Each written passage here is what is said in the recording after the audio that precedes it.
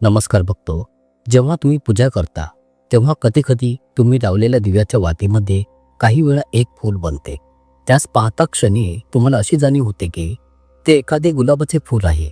कधी कधी ते तुम्हाला एखाद्या कमळाप्रमाणे वाटते, तर कधी ते तुम्हाला कोणत्या तरी अन्य फुलाप्रमाणे वाटू लागते.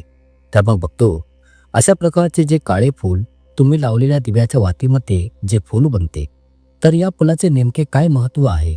हे फूल बनण्यामागचे नेमके काय कारण आहे? हे जे फूल आहे ते पूजा झाल्यानंतरही बनते, तर काहींच्या दिव्यामध्ये ते मध्येच बनते, तर काही लोकांच्या दिव्यामध्ये प्रत्यक्षात दिवा जळत आहे आणि त्या क्षणी हे फूल बनत आहे. तर मग अशातच बघतो, आज आपण या फुलाच्या संबंधित जोडले असलेले जेवढे पण प्रश्न आहे, जेवढ्या पण मनातील शंका आहे, तर अशा सर्व प्रश्नांची उत्तरे आज आपण पाहणार आहोत.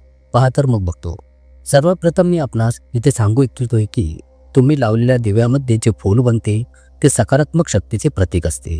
याचा सरळ सरळ अर्थ हा आहे की तुमच्या इष्टदेवतेची कृपा तुमच्यावर बनून आहे. तुम्ही जी पूजापाठ करत आहात, सेवा करत आहात, तर मग जरी तुम्ही ती कोणत्याही प्रकारे करत आहात, ती पूजापाठ सेवा तुम्ही अगदी योग्य दिशेने योग्य प्रकारे करत आहात आणि तुमच्या इष्टदेवतेपर्यंत तुमची ती पूजा अगदी योग्य व चांगल्या प्रकारे पोहोचत आहे आणि यात कोणती शंका नाही आहे. म्हणजेच की तुमच्यावर तुमच्या इष्टदेवतेची कृपा आहे. अर्थात तुम्हाला आता अजिबात घाबरण्याची आवश्यकता नाही आहे आणि नाही तुम्हाला आता कोणत्या अन्य भक्ताकडे जायची गरज आहे की माझ्यासोबत हे होत आहे, माझ्यासोबत ते आहे इत्यादी वगैरे. बघतो, आपल्या दैनंदिन जीवनात ज्या काही समस्या आहे त्या चालतच असतात आणि अशा परिस्थितीत जर तुम्ही असा विचार करता की तुमच्या देवाची तुमच्यावर कृपा आहे, तुमच्यासोबत तुमच्या इष्टदेवतेच्या कृपेचा आशीर्वाद आहे, तर मग माझ्यासोबत या अडचणी का आहे, अशा समस्या माझ्यासोबत का आहेत, असे जर तुम्हाला वाटत असेल, तर मी तुम्हाला इथे हे आवर्जून सांगू इच्छितोय की सांसारिक जीवनामध्ये काही सामान्य समस्या, अडचणी ह्या सर्वांसोबतच घडत असतात आणि या देवी देवतांशी जोडलेल्या नसतात आणि यांना आपण देवी देवतांशी जोडण्यास सुरुवात करतो, ज्यामुळे आपण सर्वच जण परेशान होतो आणि काही वेळा तर लोक यासाठी मेहनतही करत नाही, कारण की ते या सर्व गोष्टींना आपल्या देवतेशी, इष्टदेवाशी जोडून पाहू लागतात. कधी कधी ते असाही विचार करू लागतात की आम्ही तर एवढी पूजापाठ करतो, पण आमची तर कोणती कामेच बनत नाहीये. आम्ही एवढी पूजापाठ करतो तरीही आम्ही दुःखी आहोत. आम्ही एवढी देवाची सेवा करतो तरीही माझ्यासोबत या वाईट घटना प्रसंग घडले. तर बघतो, अशा प्रकारच्या या सर्व गोष्टी ज्या आहेत, ज्यांना आपण आपल्या पूजापाठशी, देवाची सेवा करत असण्याशी जोडून पाहू लागतो आणि जेव्हा आपण असे करण्यास सुरुवात करतो, तेव्हा आपण व असे काही लोक मेहनतही कमी करण्यास सुरुवात करतात आणि त्यांना असे वाटू लागते की आमच्या पूजापाठ केल्याने हे सर्व काही ठीक होईल. तर अशातच बघतो, मी आपणास इथे हे समजावून सांगू इच्छितोय की तुमचे जे कर्म आहे ते सर्वश्रेष्ठ आहे.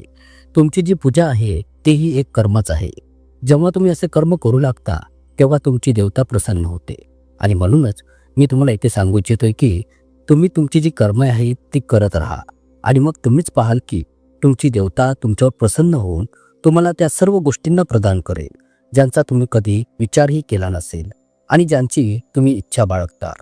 तर पहा बघतो, तुमचा जो हा दिवा आहे, ज्यामध्ये जे फूल बनते ते सकारात्मक ऊर्जेचे प्रतीक आहे, जे हे दर्शवते की तुमची पूजा सफलतापूर्वक पूर्णस्वात जात आहे.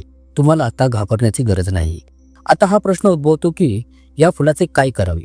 जे फूल तुमच्या दिव्यामध्ये बनले आहे त्या फुलाचे काय करावे?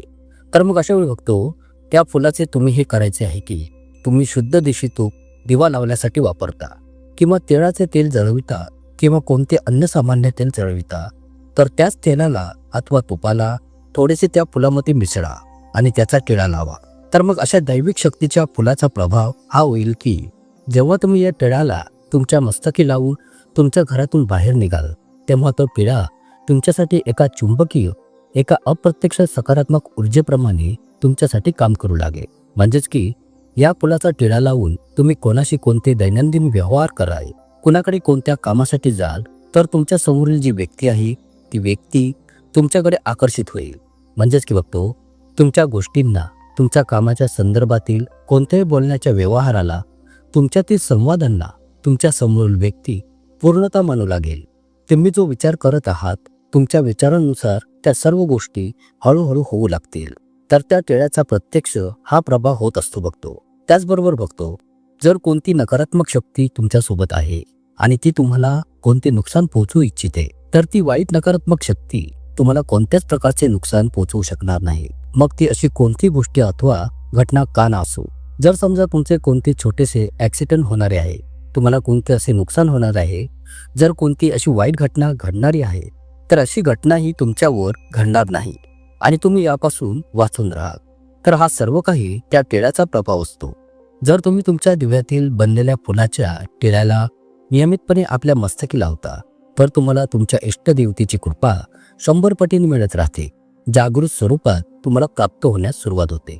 आता काही वेळा आपल्यापैकी काही लोक असे सांगतात की हे जे फूल आहे ते आज आमच्या दिव्यात बनले नाही, पुढे 2 दिवस झाले अजून नाही बनले, किंवा मग पुढे आठवडाभर नाही बनले.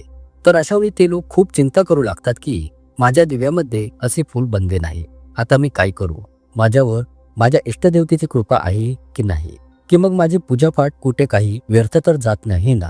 तर अशा प्रकारच्या ज्या शंका आहेत बघतो त्या त्यांच्या मनात येण्यास सुरुवात होऊन जाते. तर मग बघतो अशावेळी मी तुम्हाला हे सांगू इच्छितोय की तुमचे जे इष्टदेव आहे ते तुम्हाला निरंतर संकेत देत नसतात, तर उलट ते तुम्हाला कधी कधीच संकेत देत असतात. आता जसं की कुणा व्यक्तीला स्वप्नांच्या माध्यमातून संकेत देत असतात, जसे की आज दिले, असे होत नाही की ते तुम्हाला आता रोज संकेत देतील.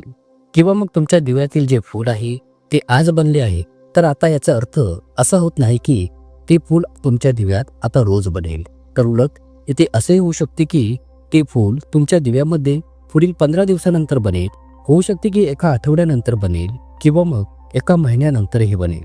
तर मग अशा वेळी बघतो याविषयी तुम्हाला आता विचार करायचा नाही, तर उलट सुरुवातीस तुम्हाला हा विचार करायचा आहे की माझ्या पूजेतील दिव्यामध्ये जे फूल बनले आहे, माझ्या इष्टदेवतेची जी कृपा मला प्राप्त झालेली आहे, तर याचा अर्थ हा आहे की माझी जी इष्टदेवता आहे ती माझ्यासोबत आहे. हा विचार ठेवा, तुम्हाला जास्त विचार करण्याची गरज नाहीये. तर हे जे इष्टदेव आहे ते तुम्हाला कधी कधीच संकेत देतात, तर मग तुम्हाला घाबरण्याची गरज नाहीये आणि नाही तुम्हाला कोणत्या गोष्टीचा जास्त विचार करण्याची गरज आहे. तुमच्या दिव्यामध्ये ज्या वाती असतात त्या रुईच्या, कापसाच्या किंवा कलाव्याच्या, मोलीच्या धाग्याच्या वाती असतात. तर या अशा दोन्ही प्रकारच्या वाती घरोघरी दिव्यामध्ये वापरल्या जातात आणि यापैकी सर्वात जास्त प्रभावशाली असते ती म्हणजे मोलीची लाल पिवळ्या कलाव्याच्या धाग्याची वात, ज्या धाग्यास आपण आपल्या हातातही बांधतो.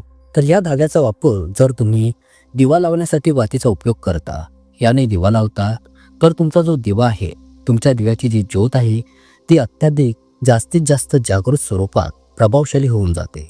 आता पुढील महत्त्वाचे बघतो, लक्ष देऊन ऐका. काही वेळा तुम्ही असे पाहिलेच असेल की तुमच्या घरात पंखा चालू नाही आणि तरीही तुमच्या दिव्याची जी ज्योत आहे ती एक शानदार व सुंदर नृत्य करण्यास सुरुवात करते. हवेची कोणती झुळूकही तुमच्या घरात नाही आहे, पंखाही बंद आहे, तरीही ती ज्योत नृत्य करण्यास सुरुवात करते. तर मग अशा वेळी बघतो या गोष्टीस तुम्हाला समजले पाहिजे की तुमची जी इष्टदेवता आहे त्याची तुमच्यावर कृपा होत आहे. तुमच्या दिव्याच्या ज्योतीचे नृत्य करणे हे जे काही आहे ते प्रत्येक वेळी होत नसते. तर बघतो अशा प्रकारचे काही प्रत्यक्ष संकेत आहेत जे तुमची इष्टदेवता तुम्हाला देत असते, ज्याने आपण हे समजून जातो की आमच्या इष्टदेवतेची कृपा आमच्यावर आहे. हळूहळू जेव्हा पुढे असे संकेत जर तुम्हाला तुमच्या स्वप्नांमध्ये दिसू लागतात, तेव्हा ते सुरुवातीस तुम्हाला धुरकट दिसू लागतात. दुसरे महत्त्वाचे, जसजशी तुम्ही तुमच्या पूजेत हळूहळू पुढे जाऊ लागता, जसजशी तुमची पूजा दृढ होऊ लागते, तसतसे त्या देवतेचे दर्शन जे आहे, मग ते कोणत्याही रूपात तुम्हाला, कोणतीही देवी माता असेल अथवा कोणी मृत व्यक्ती असेल, कोणी पशुप्राणी असेल किंवा मग कोणी साधू संत असतील, हे जे स्वप्न स्वरूपात संकेत आहे ते तुम्हाला दिसण्यास सुरुवात होऊ लागते. आणि अशा प्रकारचे त्यांचे जे स्वप्नातील दर्शन आहे ते हळूहळू तुम्हाला मग अगदी स्पष्टपणे व अगदी साफसाफ दिसण्यास सुरुवात होऊ लागते. आता जसे की काही लोक देवीची सेवा करतात, तर त्यांना कोणी मुलगीच्या रूपात दिसू लागते, कोणी वृद्ध स्त्रीच्या रूपात दिसते, तर कधी कधी कोणत्या दुसऱ्या घरातील शेजारील एखादी छोटीशी कन्या स्वप्नात दिसू लागते. तर अशा प्रकारचे हे जे स्वप्नदर्शन आहे ते एक देवीच्या रूपाचे स्वरूप असते, जे की तुम्हाला स्वप्नाच्या माध्यमातून दिसू लागते. तर असे बघतो तुम्हाला कधी कधीच दिसून येते. तर अशा प्रकारचे जे संकेत आहे ते हे दर्शवतात की देवी तुमच्यावर प्रसन्न आहे. तर बघतो अशा प्रकारे तुम्हाला तुमच्या इष्टदेवचे जे दर्शन हळूहळू अगदी स्पष्ट रूपात तुम्हाला दिसून येते. पुढे जसजशी तुमची पूजापाठ प्रभावशाली होऊ लागते, तसतशी तुम्हाला अनुभूती येऊन तुमची इष्टदेवता तुम्हाला संकेत देण्यास सुरुवात करते जसे की त्या देवी देवताची शरीररूपी आकृती, प्रतिमा दिसणे, तसेच त्या देवी देवताचे कोणते अस्त्र आहे, शस्त्र आहे, हे त्या देवाचे चरण आहे, हे त्या देवाचे वस्त्रे आहे, किंवा मग कोणतीही त्यांच्या आवडीची वस्तू आहे, इत्यादी वगैरे. तर अशा प्रकारे हळूहळू तुम्हाला पूर्णपणे साफ व स्पष्टपणे दर्शन होण्यास सुरुवात होते आणि अशा प्रकारे हळूहळू सर्व गोष्टी तुमच्यासोबत घडण्यास सुरुवात होतात. जसजशी तुमची पूजापाठ, सेवा, आराधना प्रभावशाली होत जाते. तर मला आशा आहे की तुम्हाला आता हे समजलेच असेल की तुमच्या बत्तीच्या दिव्यामध्ये जे फूल बनते ते का बनते, त्याचे काय कारण असावे, त्याचा उपयोग कसा करावा, हे तुम्हाला आता समजून आलेच असेल.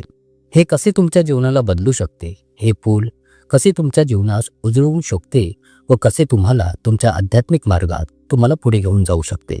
काही लोक जसे की नोकरीत जातात, इंटरव्ह्यू जातात, तर त्यांच्यासाठी तर हे खूपच महत्त्वपूर्ण असते की त्यांनी या फुलाचा टिळा लावून जाणे हे त्यांच्यासाठी सर्वश्रेष्ठ असते. तर बघतो, आशा करतो की तुम्हाला ही माहिती नक्कीच आवडली असेल. खूप खूप धन्यवाद.